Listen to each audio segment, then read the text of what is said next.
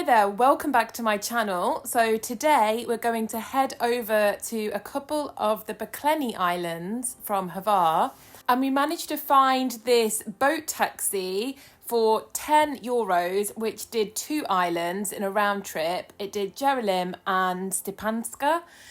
And this actually fitted perfectly because I really wanted to go to Jerolim because I'd heard it was a very quiet, natural, peaceful island, which is just what I'm about. It is also a naturist beach. I'm not sure that I'm daring enough to try that out, but it is optional.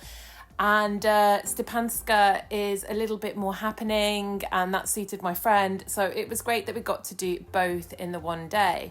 Here you can see us pulling into the dockings, and you can see the main strip of Jerolim that's inhabited or has things to do anyway. Beyond the cafe and the beach, Jerolim pretty much becomes a national park, and great if you want to go hiking or exploring. Jerolim ended up being a favourite for both of us. We absolutely loved this island. It was just so quirky and fun. They have an amazing bar, and I could have spent all day here for sure. As soon as we got to the island, I saw this empty, I'm not sure what it is. It looks like a yoga hall or a yoga retreat. Perhaps they do yoga sessions here. It did have a very spiritual vibe, this island, which is part of the reason why I enjoyed it so much. Beyond that, you can pretty much see the trees, which go on indefinitely, and that's the kind of environment that makes up most of Jerolim.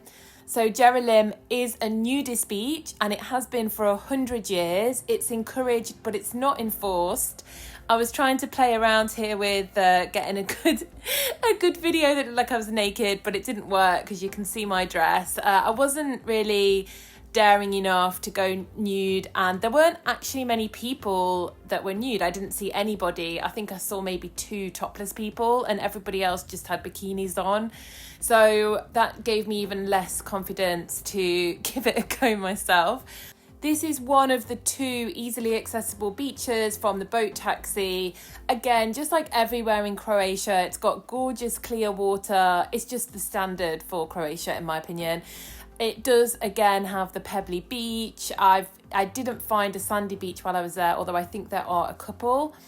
I just love this island, though. It was so quirky. They had these statues everywhere. This one was a boy on one side and a girl on the other. The island has these 2 main beaches, although there's lots of other beaches if you want to wander off and find a very quiet, deserted spot for yourself. But there's these 2 main ones, and then there's Kordovon Beach Bar. I hope I pronounce all of this right. It's really difficult to find any accurate pronunciation, so I'm just doing my best. This beach bar was so cool. I absolutely loved it. A lot of the islands in Croatia do only take cash. That turned out to be a bit of a problem for me because I just simply didn't take enough with me. That's something I would definitely change coming back to Croatia.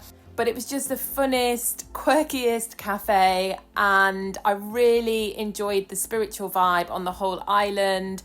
It reminded me of some of my hippie yoga retreats that I've been on. I was really careful to make sure that I didn't get anybody nude or topless in my shots. That is part of the etiquette of being on a nudist island. There are apparently some wild peacocks here on this island, and I was pretty gutted that I didn't see any. I did go for a bit of a wander and I couldn't find any, so that's something to look out for if you come. The island itself was actually named after a church and a monastery that once dominated the island. Unfortunately, it was destroyed by the exploitation of stone, and today you can only see the foundations. So I'm going to leave you now with a little tour around the rest of Jerolim. Enjoy!